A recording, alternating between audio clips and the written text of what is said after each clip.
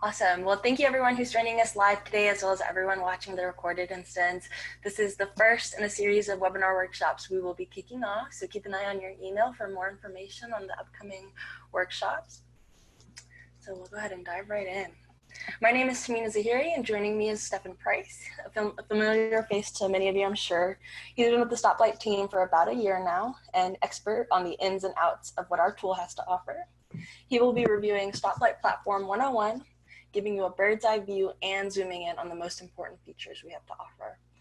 While we could probably chat for hours, we chose the design first methodology as our next topic, during which Stefan will show you how our best-in-class designer will help propel your team into the future of more efficient and effective API design. If you have any questions, please feel free to submit those via the Q&A function. I will do my best to respond to those via chat, set up questions for the end where Stefan and I will cover them live. And any questions that we don't get to today, we will follow up with you via email.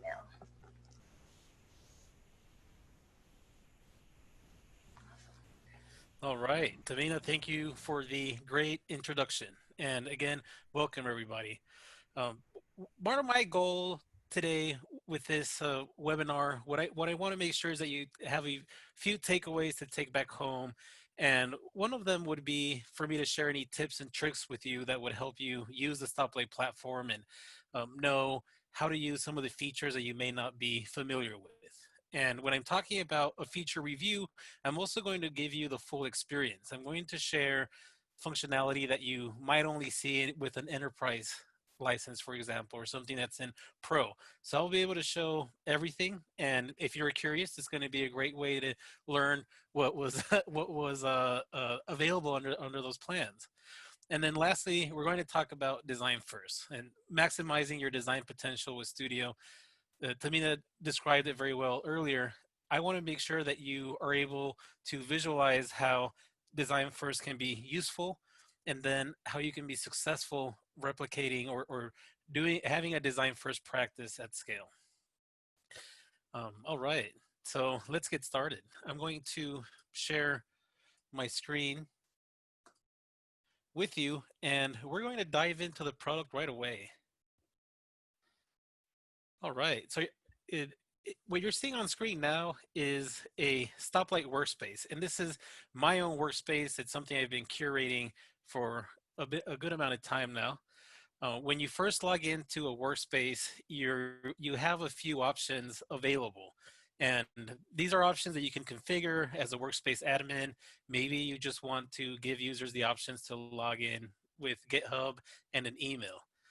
In this case, I have all three source control providers that I'm using on my workspace available.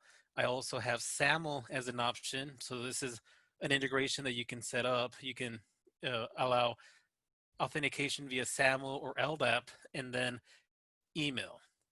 Now, I think this is a good place to start, because if you haven't created a workspace yet, or maybe you have a brand new workspace, my first recommendation is to use Git.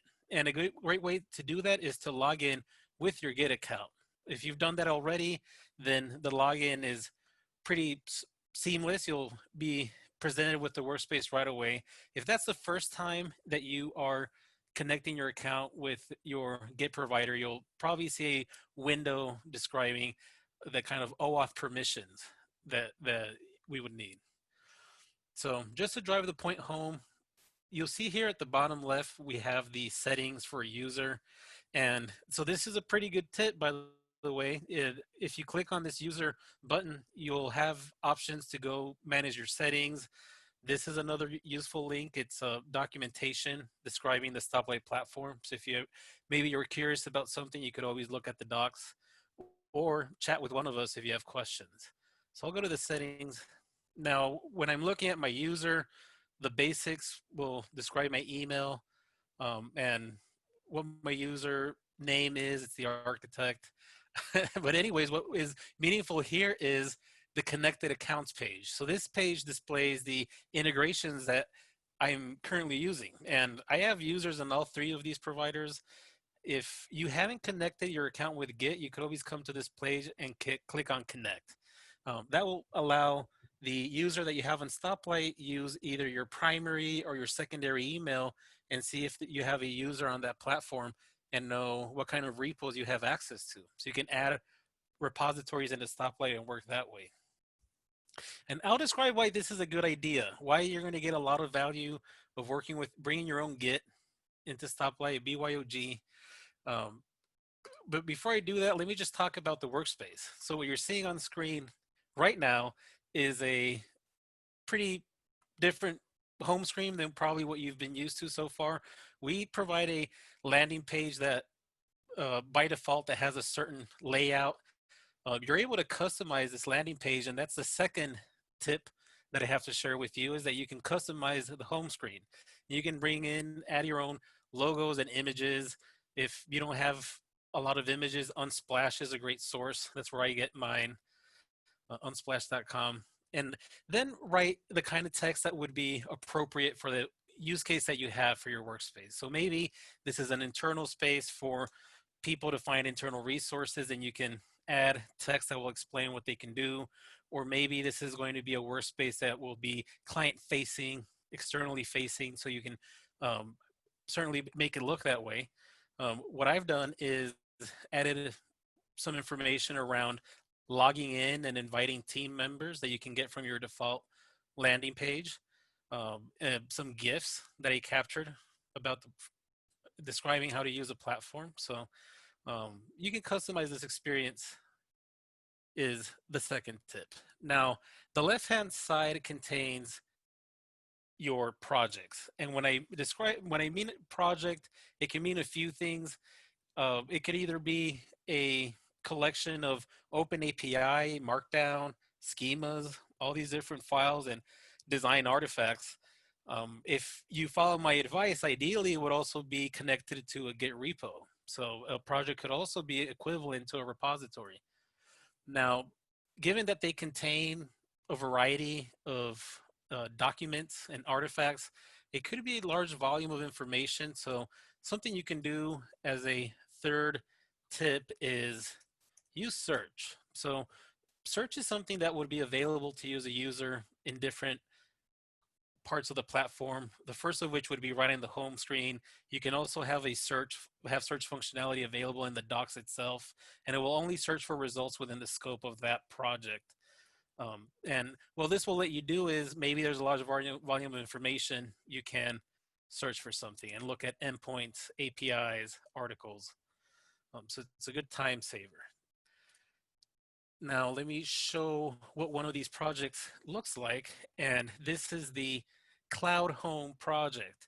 I don't know if I'm going to be able to keep an accurate count throughout the demo, but I will say this might be the fourth, I guess it is the fourth tip, is Stoplight actually has some neat projects available on our GitHub organization. We have some repos that you can fork and then clone into your workspace. If you need any content, you can find this Cloud Home project on our Stoplight org and bring it into your workspace. What it contains is a sample Markdown article that's very developer oriented. So we have some code samples right away. It's something we can help you write. By the way, we can help you write these requests pretty easily with our UI. So it provides code samples. You can also embed the request maker right into your Markdown if you didn't know this was possible. I think it's pretty neat. You can configure it in such a way where it already contains values for all the different parameters that it needs. And then you click send and it will do one of a few things depending on how you've set it up. It can send a request to the actual server, or it can send a request to the mock endpoint that we provide for you. This URL that persists, and you can configure it such that it's responding with a example for one of your endpoints. So that's what this is doing. It's returning this example response. Lastly, models, schemas. So you can embed these in your docs as well. If you needed to describe them and have them look beautiful, render very nicely, you can always do so. So Markdown, well, why Markdown? And well, the thing is, when you're describing an API or you're documenting it, you want to make sure that people use it. So it's a great idea to complement your open API design or description with some articles that could give people an introduction or some getting started information. So a great way to do that is through Markdown. The API itself, you'll see it's called devices, and every API has an overview page. What this does is describe the API at a high level, give you some contact information, a list of servers, some security, the global security that's used across all the endpoints. So give you that high level information. Now, there's a button here that's pretty easy to miss, and that would be the fifth thing that you may not have known before this webinar is the export functionality. If I click on export, I have a few options. First of which is to export the original document so it will contain the refs. You may want to actually resolve those references, so that will give you the following two options: fully dereferenced or bundled. And bundled will make your file slightly smaller. I think bundled is probably the best choice. You'll be writing all those references to a shared components or definitions section. So if I click on bundled references now, I'm basically making this YAML or JSON available over a URL. So pretty nice to have. If users need to access the underlying file for the docs, this would be a way to do so. All right, so let's look at some endpoints, and I'll just select one of them. What you're seeing is a endpoint that will provide a list of devices, and it's actually grouped. You'll see that it's grouped under this devices grouping, and the way you do that is through tags. So if you were wondering how you could group endpoints in Studio, just add a tag, and the first tag that you added is the one that will be used to organize those endpoints in the docs. All right, so the endpoint provides a description, like you saw earlier, what the endpoint can do, any kind of authorization to keep in mind, and parameters, so path, query, headers. The idea is that the typeface makes important information stand out, such as types, and then is this required or optional? So just make it easy to consume. And lastly, here at the bottom, we have the responses. You can define as many as you think would be useful. It's up to you. Maybe even include a default response. The idea is that you have the body and you're also providing examples. It's nice to have. So anything that could be representative of what the user could expect back as a response. And this becomes even more useful if you're thinking about mocking this API because you have this interactive component here under try it out. So the idea is this is a UI to send requests.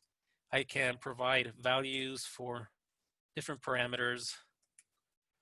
And I can send a request to the server that's been defined in the Open API. Now, I don't really have one. In this case, it's just a demonstration, but what I can certainly do is simulate what that API will do or how it will behave by enabling mocking. Just to be clear, though, I want to make sure that you understand this part. So when I click on enable mocking, it just means that this URL gets replaced with the mock endpoint we provide. But this endpoint is available all the time. It's persistent. You can use it even without logging into Stoplight. So a way to use it, let me just do it with the UI first. I'll go to the 200 response code and then grab an example and click send. So I'm getting that example that you saw earlier defined here in the responses, and it's a great way to give your users a mocked response that is consistent and might be realistic, but maybe what you need is variety.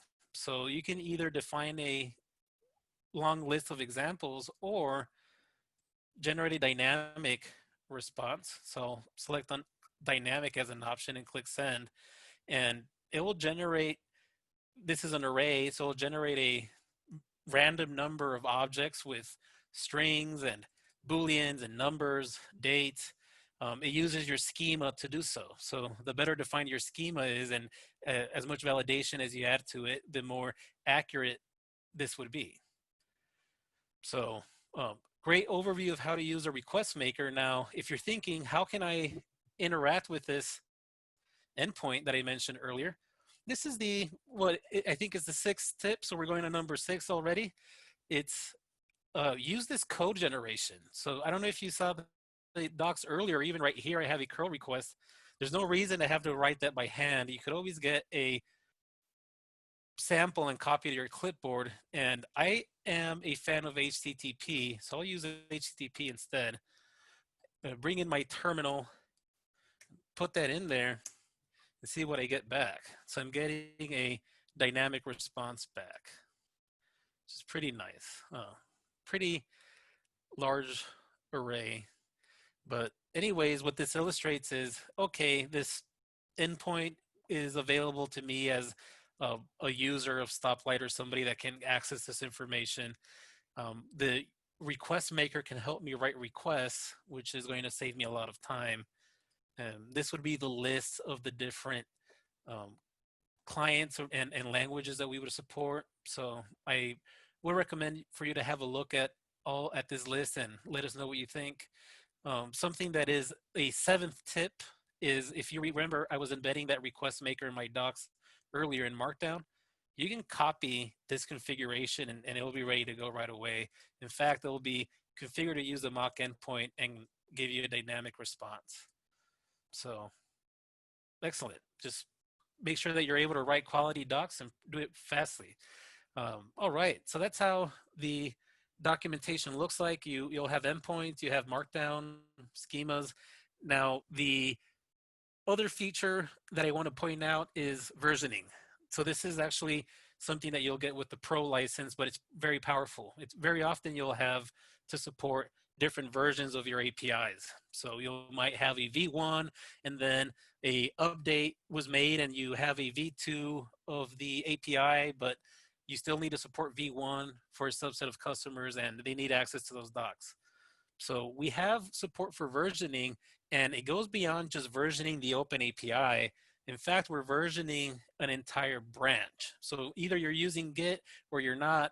We're going to call them branches, and if you're using Git, we'll be working with those remote branches. What it will do is that it will version not only the open API, but all of the Markdown and the schemas and everything that comes along with it. They have a sort of dependency relationship with each other because maybe your schemas will also change from one version to another. Maybe that's the reason why you even have a second version of the API. Something changed in the data.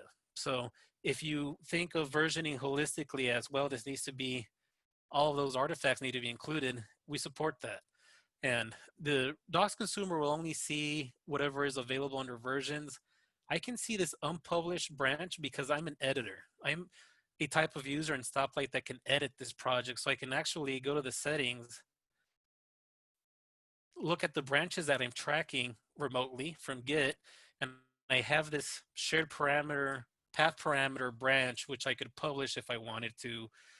Maybe I just want to look at it first before it gets published. And when I do so, I could give it a nicer name, such as Cloud Home V3.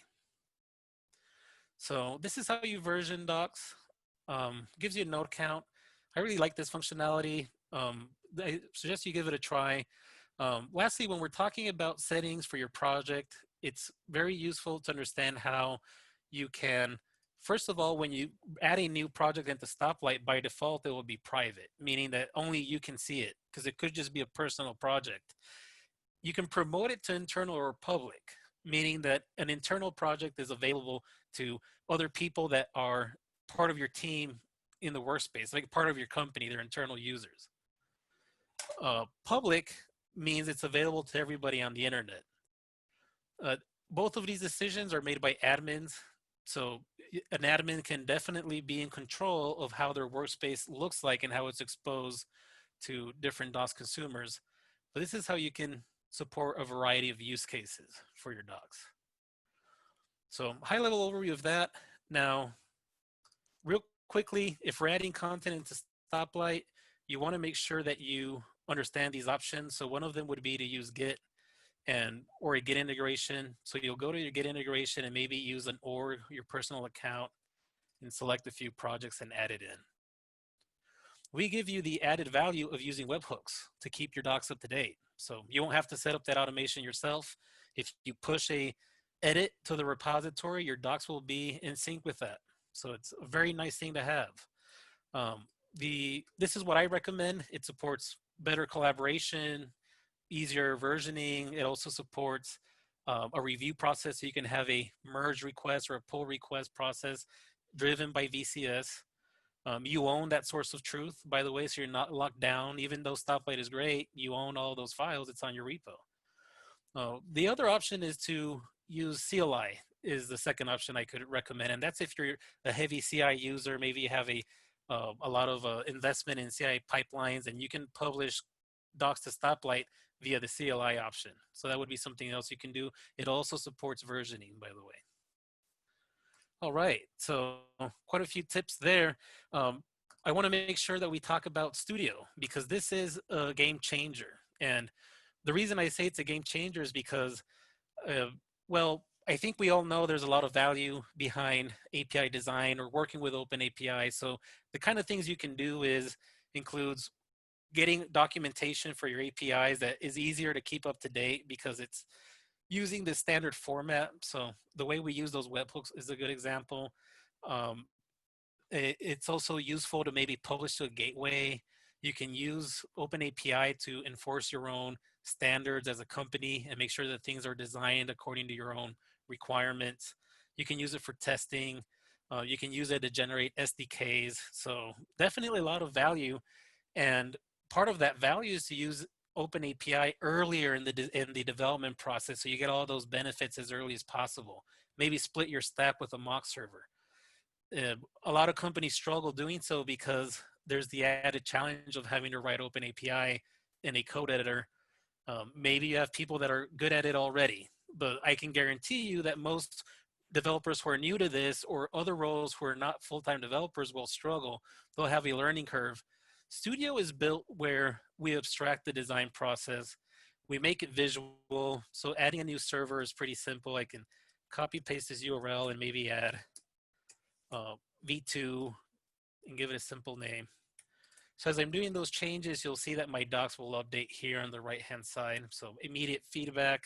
I don't have to think about syntax or maybe get lost in thousands of lines of YAML. And when I'm happy with my changes, I can push to get a look at that comparison, and push either directly to the branch that I'm at or create a new branch. Sometimes organizations protect their branches, and this UI will let you know, hey, it's a protected branch. You should create a new branch for that commit. So later you can ask for generate a pull request or a merge request, have it reviewed. So a very powerful Git client that's meant to make working with Open API a lot simpler. What are the benefits that you can get from doing so is write Open API faster and earlier, make it more approachable for different users. And especially if you're a developer, I think that you should get thrilled about this argument is, well, if I can open the design process of and working with Open API to other people at the company, like product managers or architects or business analysts, then maybe I can focus more of my time on the actual implementation. Like we can all be aligned with the contract and make sure we're meeting those business goals, but I get to devote more of my time to the implementation rather than writing the Open API. So those are decisions that are easier to make if you have this type of tool. Studio is great for writing schemas too. So same schemas you saw earlier, rather than wasting a bunch of time doing it that way, just add a keyword, for example, and maybe add a few objects. I'll reference a schema that's available in the repo as a standalone schema. And I can do a few of these, by the way. So I'll add locations. So there we go. Pretty easy to do. All right. So lastly, what I'll say is Studio can also enforce your own style guides. So out of the box, it has this linting and validation with Open API best practices. You can extend those rules. You can write your own custom rules, and that's what you're seeing now. My organization says that I have to support application JSON, and maybe I missed that. I guess I should have a look and make sure I correct that mistake because this is a error. And I have a few warnings I might want to look at and some tips. But anyways, this type of feedback is something you can customize. So if you have any internal requirements, they'll be surfaced right away in Studio. Spectral is pretty flexible as well. You can use it in other areas, but that might be a different webinar. Anyways, the idea is, okay, Studio will help you write it. It'll help make sure that you're writing something that's valid and that complies with what your company is asking. And it's a powerful Git client. So branching, pushing, that would be the summary of Studio. And if you have any questions, I would be happy to cover some of those questions at the end of this webinar. I want to make sure that I show you another part of the platform that you may not have seen yet, or maybe you didn't have enough data to fully understand the power or the value that you would get from it. And that would be this Explore tab, this Explore page. So think of it as it's an internal resource. So it's a technical knowledge base that describes your APIs in more depth than maybe you'd want your documentation to be, but it's also indexed. So if you wanted to get a list of devices, search for that, and maybe filter the results to just endpoints.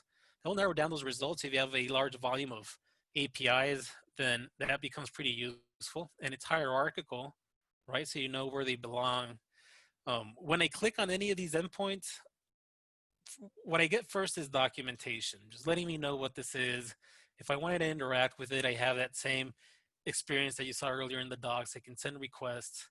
The mock URL is available right here. So this URL, maybe you haven't seen this part. So this is a dependency graph of what your API would look like from a topographical point of view.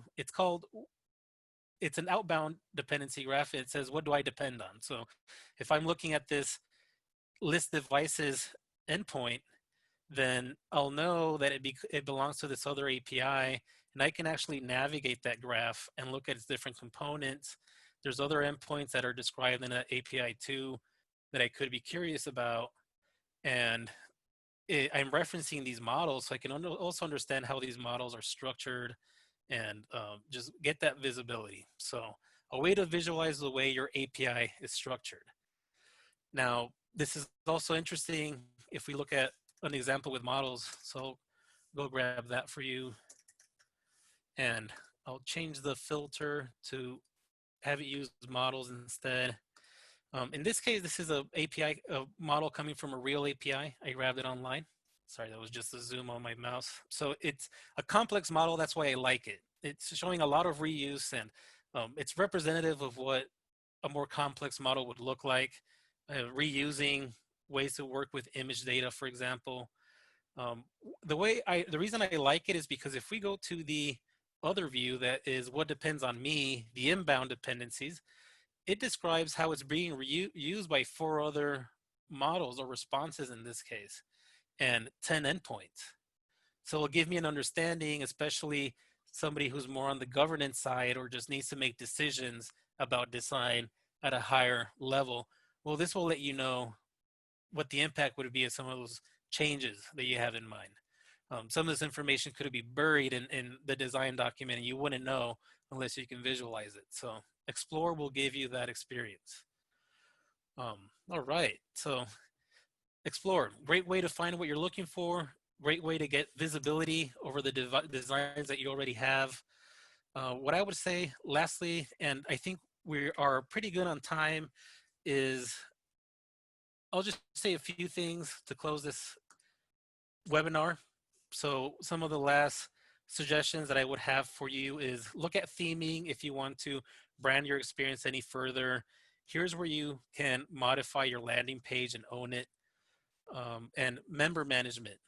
It's pretty useful to be acquainted with the way we have different roles on the platform. So different user roles that could control what they can do. If you wanted to know more information, just click on the legend and this would describe it.